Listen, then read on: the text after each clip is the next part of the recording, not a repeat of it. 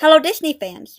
I've been wanting to talk about Hercules for a while, but the problem is this is another movie where there's so much to talk about, especially because as I'm watching it, I can't help but make comparisons to the original Greek myths. So I'm going to be wanting to talk about them. I got a lot to say about the cast, about the making of the movie in general, and I knew from the start this is going to be a two-parter because there is just so much to say. And it's interesting that they made this into a Disney movie at all because if you've read the Greek myths, you know there isn't a single one of them that qualifies as the kind of bedtime story you would tell your kids. Those stories just do not say Disney.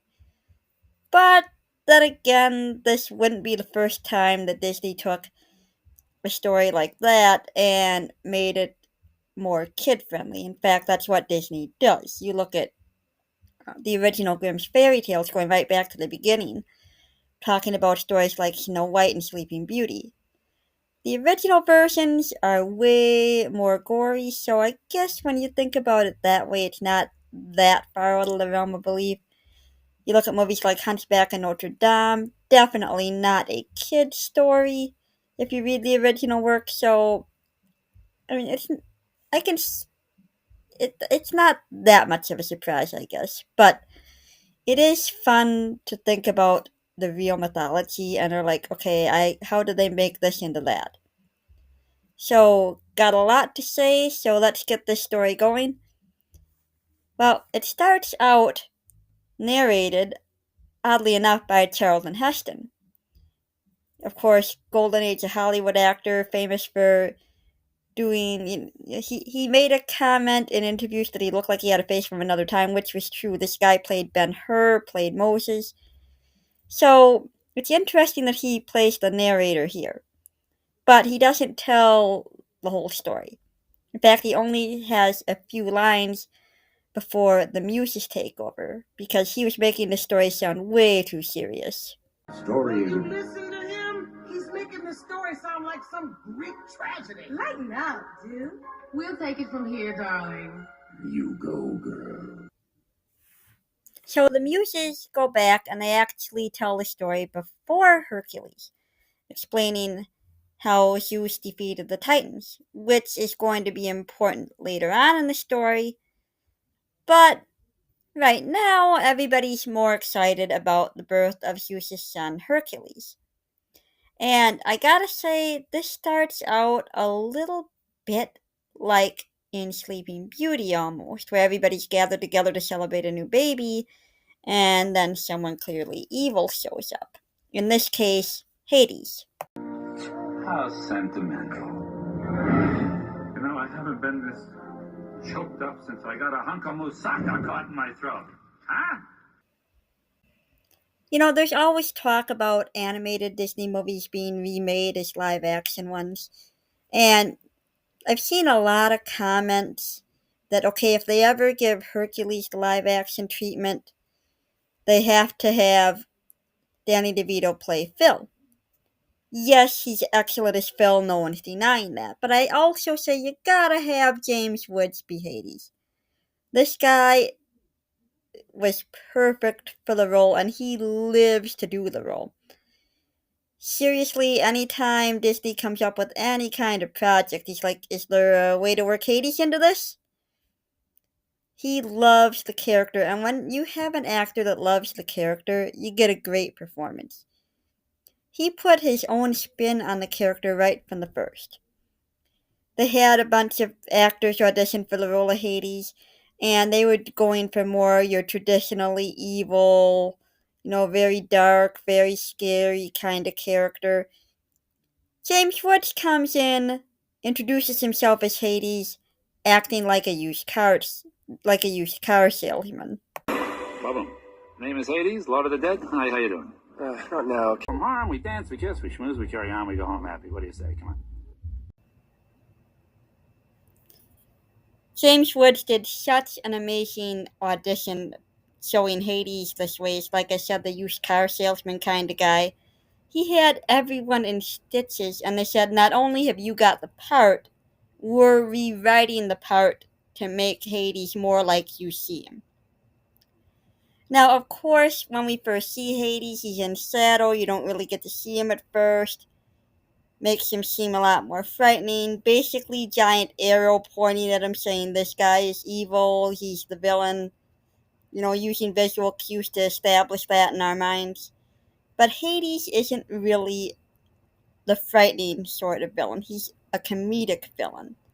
Yeah, he can represent a real challenge. Yeah, I wouldn't want to have him angry at me, but he is the comedic kind of villain rather than like you would think of, for example, Maleficent, the evil queen, examples like that from your older Disney stories. I'm going to blow a lot of people's minds here. If you are familiar with Greek mythology, Hades is probably in fact, I'm sure he is the least immoral of the Greek gods. Now, I'm not going to say he's some big cuddly teddy bear, but he doesn't go around getting in petty arguments with mortals. He doesn't smite people, doesn't get in petty arguments with the other gods. He doesn't do things for his own vanity. He doesn't go around making babies with every woman on the planet. And I'm going to make this very clear. Hades is not the equivalent of the devil. Everybody seems to get that idea wrong. You might be saying, wait a second, he rules the underworld. Yes, he does, but the underworld is not hell. Religion in ancient Greece wasn't like modern, what most people would know, the Judeo Christian religions. It is not like that. If you've lived an extremely moral, good life, been a hero, with very few exceptions, you don't go to Mount Olympus to be with the gods. There are examples of people who did accomplish that, Hercules being one of them, but that's extremely rare. More than likely, if you've lived a good moral life, you're going to go to the Elysian Fields, which is also in the underworld. If you've lived a so-so life like most people, a mixture of both good and bad, you're probably going to go to the fields of Asphodel. That's where most people are going to end up. Now, the Greek equivalent of hell is also part of the underworld, but it's only one part, and that's Tartarus. Hades isn't the one who decides your punishment there. Usually, Zeus is the one who decides that. So, Hades is not the devil. He doesn't rule hell. In fact, he rules wherever you're going to end up in the underworld. That's the end of it. Now, you might say, okay, well, he's still the god of death, which makes him evil. No, Hades is not the god of death. He is the god of the dead. What's the difference? Hades isn't the one who's going to unalive you when your time is up. That's the job of Thanatos.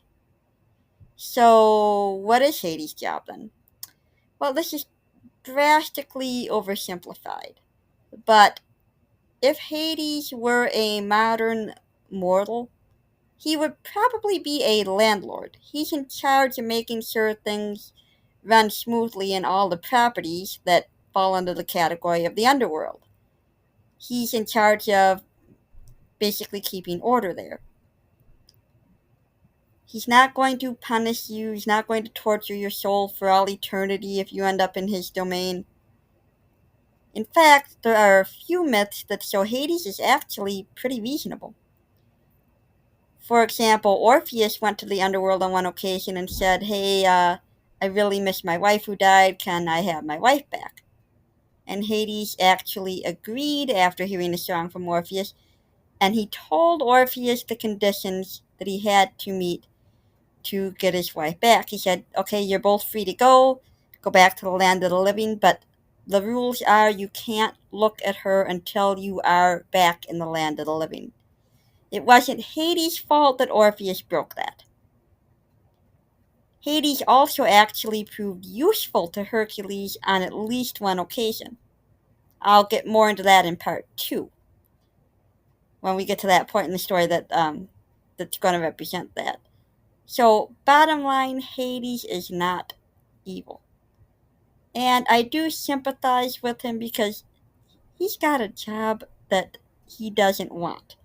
And here's something else, you might think, oh, Zeus was the eldest of the Greek deity. Actually, if you know Greek mythology, Zeus was the youngest. So it's not like with a modern monarchy where the eldest child inherits. Didn't work out that way. Hades ended up ruling the underworld because the gods basically rolled dice to see who would get to rule where, and Hades just had rotten luck. So on that level, you gotta feel sorry for a guy stuck in a job he hates for all eternity. We made it. How are things in the underworld? Well, they're just fine. A little dark, a little gloomy, and as always, hey, full of dead people. What are you gonna do? Now, at least in this version, Hades decides he's had it with being the god of the underworld, and he's going to overthrow Zeus. Never happened in mythology, although Hera actually did try to overthrow Zeus once. And interestingly enough, Hera is the main enemy of Hercules, not Hades. You might be saying, wait, Hera, Hercules' mother? Why would she hate her own kid? In Greek mythology, Hera is not Hercules' mother. Kind of interesting that this version is supposedly the Greek version of the myth, because they use the Greek names for the other gods, and yet Hercules' original name in Greek as opposed to Roman was Heracles, glory of Hera. He was the result of Zeus cheating on Hera for about the millionth time, and Zeus knew Hera's going to be a little mad, so he named the baby Glory of Hera. Hey honey, sorry I cheated on you again, but we named the baby after you. That's cute, right? Hera didn't see it that way, and she did everything she could to make Hercules' life miserable. But back to the Disney version. Hades has a plan to overthrow Zeus, and he wants to know, is this going to work? So he consults the fates. In 18 years, precisely, the planets will align. They're so nice. Interesting detail there. You might have noticed that it doesn't show all the planets. Now, you might think, oh, well, they just did that to save on time animating it. No, they used all the planets that the Greeks knew of at the time. It wasn't until much later, with the invention of telescopes, that we were able to see those other planets. So, neat detail. Now, Hades thinks, okay, this is great. They're telling me that things are lining up for me to win. But they do have one word of caution for him. A word of caution to this tale. Excuse me? Should Hercules fight, you will fail. Well, Hades figures, well, there's an easy way around this. We get rid of Hercules. Slight problem with that. Because Hercules is immortal, you can't just unalive him. So, Hades, which is not a bad idea actually from a villain standpoint, says we'll make him mortal and then we'll get rid of him. So, Hades sends Pain and Panic, his two minions, to go take care of this for him. Look at that! Zing, zing. No, no, no! He has to drink the whole potion! Every last drop! Who's there?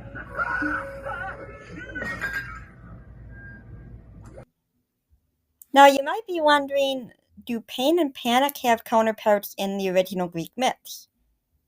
Yes and no, it's complicated. There were two figures in Greek mythology whose names roughly translate to Fear and Panic. But they weren't minions of Hades, they were sons of Ares, the god of war. So, interesting tie-in, but not accurate to mythology. So, in case you were wondering about that. Now, Hercules has to drink the entire potion in order to be turned completely immortal. And they're interrupted just before he can drink the last drop by Alcmene and Amphitryon, who are Hercules' adopted parents in this version. Perhaps I have. Hercules.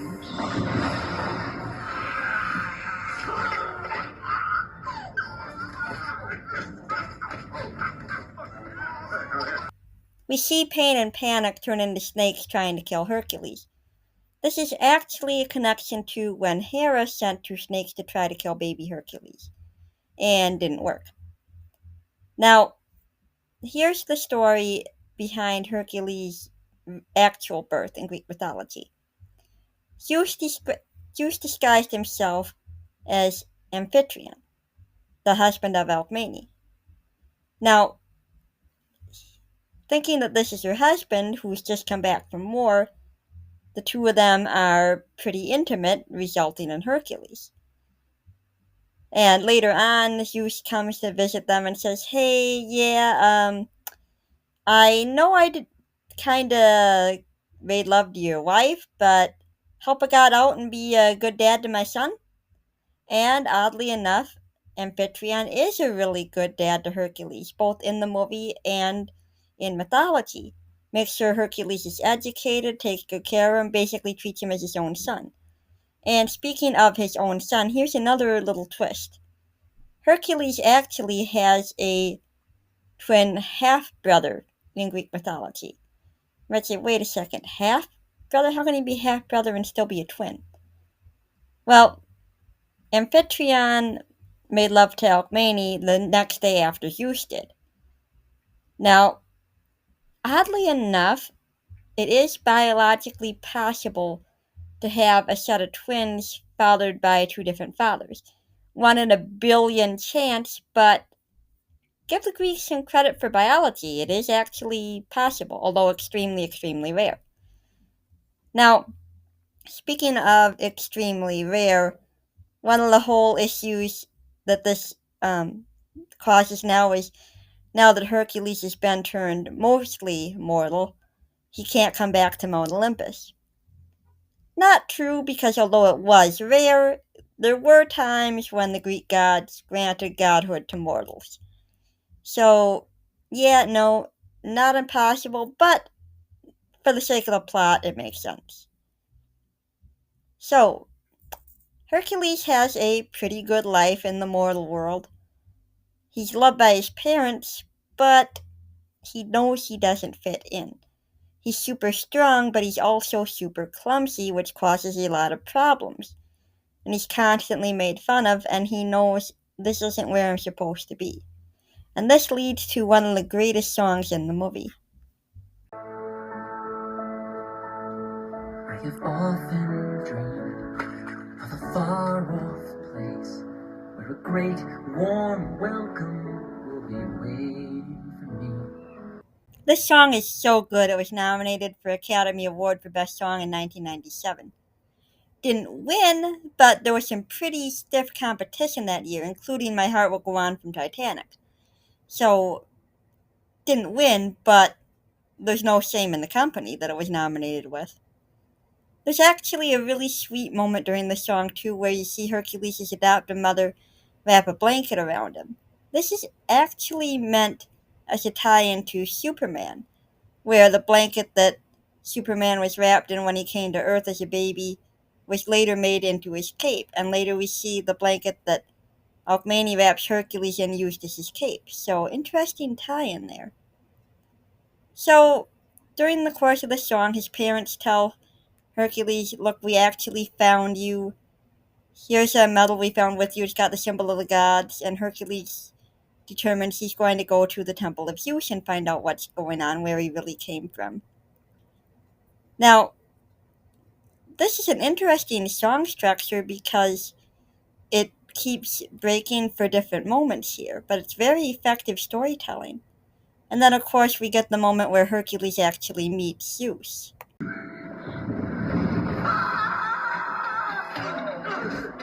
on, kiddo, what's your hurry? After all these years, Is this the kind of hello you give your father? Father? If I saw a giant statue come to life, I'd be a little freaked out too. In fact, there is actually a story about a statue of Zeus that supposedly came to life. A bunch of people were sent to steal the statue, and they swear it came to life. Modern historians say, oh, what they really heard was probably mice inside the statue, but in any case, even thinking a statue is alive, pretty freaky. So can't blame Hercules here. Well, Hercules learns that Zeus is really his father, and Zeus says, I can't make you a god again, which again in actual mythology isn't true. But Zeus tells him if you become a hero, you can become a god again. And the best way to do that is to go look for Philoctetes. So that's exactly what Hercules does. Although Phil isn't exactly excited to take him on at first. Wait! Sorry. Why not? 2 words. I am retired. The joke is, of course, Phil uses more than 2 words, although in ancient Greece, I'm retired would actually be 2 words. So, interesting joke there. Hercules explains that he wants to become a hero so he can become a god and rejoin his father Zeus, which Phil finds absolutely hilarious. Now, if you know Greek mythology, it isn't that Hercules isn't likely to be a son of Zeus, it's that pretty much half of Greece was fathered by Zeus. So, if this were real mythology, Phil would have been like, yeah, you and everybody else. Phil is hesitant to train anybody else again because he's trained a lot of heroes who didn't work out.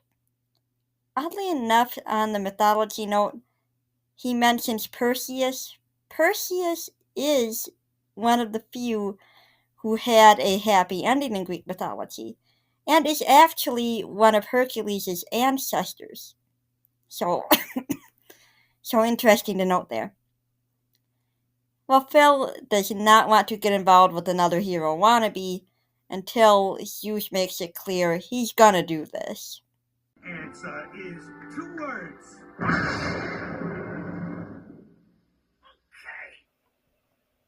This gives us a great song that's used as a training montage for Hercules, where Phil says how Hercules is his one last hope. Now, Danny DeVito is, of course, not known as a great singer, but he does a good job here. I mean, there's nothing wrong with the way he performs this song. And this gives us a line that is the central point of what it's going to mean for Hercules to become a hero. To be a true hero, kid, is a dying art. Like painting a masterpiece. It's a work of art. This is, of course, the central focus of Hercules going the distance to become a hero. It's not about how strong he is, it's about his heart. And, of course, that's a major focus in the second part of the movie. But for now, Hercules finishes his training and he's ready to go prove himself. I haven't gotten to talk about Pegasus yet. Of course, as a horse lover, I absolutely love Pegasus. It's a lot of fun to see him interact with Hercules. He clearly shows his opinion on everything. I hate to say it though, but Pegasus is not tied to Hercules in Greek mythology. He's tied to Bellerophon. But I'm so glad that they included him in this, and he fits in perfect as a companion for Hercules. Now, on the way to Thebes, which is a town with a lot of problems, Hercules meets Megara. And Megara has got to be one of the best heroines in all of Disney. Lady. But you... aren't you a damsel in distress? I'm a damsel. I'm in distress. I can handle this. Have a nice day. Meg is voiced by Susan Egan. And I absolutely love her introduction here. Yeah, I'm a damsel, I'm in distress, I can handle this, have a nice day. It shows her character so perfectly. But now, Susan Egan had to fight to get this role. She already had a great Broadway career playing Belle in the Broadway version of Beauty and the Beast, and the casting directors wouldn't look twice at her. They said, "You gotta be kidding, you're Belle." She's like, "Well, just because I play Belle doesn't mean I can't play Meg." And they finally did a blind audition where they put their heads down, couldn't see her, and she came in and performed, read a few lines as Meg, and they were like, "Actually, that's exactly what we're looking for over here." So she got the part. And I can't imagine anyone else doing that voice. She was perfect for it. Now, I do have to smile at the inclusion of Nessus the Centaur. Nessus was actually a major factor in Hercules' downfall later on in mythology. I'm not going to go into that, but I will also take this opportunity to say, much as we all love Phil, in Greek mythology, Phil was a friend to Hercules, but not his trainer. That was the job of another centaur, Chiron, who you will know from the Percy Jackson series if you're a fan of that. So, Meg is very much not impressed by Hercules. And he does succeed in overwhelming the centaur, but Meg is left with a big problem. She doesn't want to, but she's forced to serve Hades because she made a deal to save the life of a man that she was in love with, even though he left her immediately after that. Her soul still belongs to Hades. And Hades isn't too happy that Nessus is not on his team, which Meg explains was not her fault. And this is also what lets Hades know that Hercules is still alive. Look, it wasn't my fault. It was this Wonder Boy Hercules. Hercules. Why does that name ring a bell? I don't know. Maybe we owe him money. Pain and Panic obviously didn't tell Hades that they'd failed to actually kill Hercules. But that's a pretty big oversight for Hades. He's the god of the dead, and he didn't notice that the baby he tried to have unalived never ended up in the underworld. Pretty major oversight. But, of course, for movie logic, we had to have that work out. Otherwise, it would have been non-stop Hades trying to get Hercules throughout his whole childhood. Interestingly enough, there was a Hercules the Animated Series that took place during Hercules' teen years, and during that time, Hades did know Hercules was alive. So, not good not good continuity, but again, movie logic. So, meanwhile, Hercules goes on to Thebes, which gives us one of the funniest moments in the movie. At least I think it's one of the funniest lines. Now, what are fires before or after the earthquake? They were after the earthquake, I remember. But before the flood. Oh. Someone very close to me who was originally from Southern California said that line had to have been written by a Southern Californian. Well, obviously Thebes has a lot of problems, and Hercules goes there saying he's a hero and he's going to help, and basically they all laugh him off. That is until Meg comes along and leads Hercules to where supposedly two little boys are trapped under a rock slide. Actually, the two little boys are Pain and Panic, and lifting up the rocks frees them. Applause.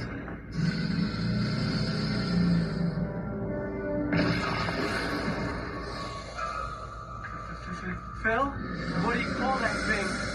2 words! Scream!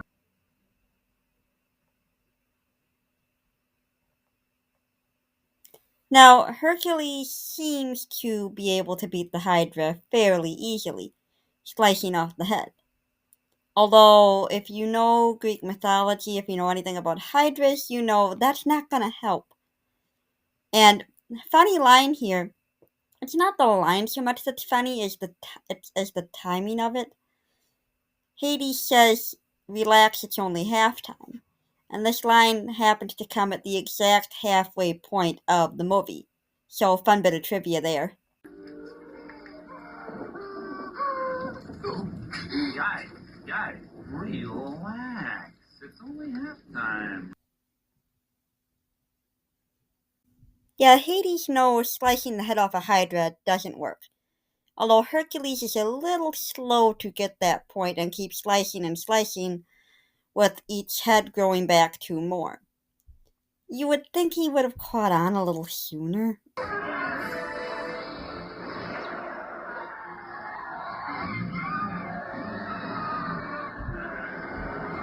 you forget the head slicing thing?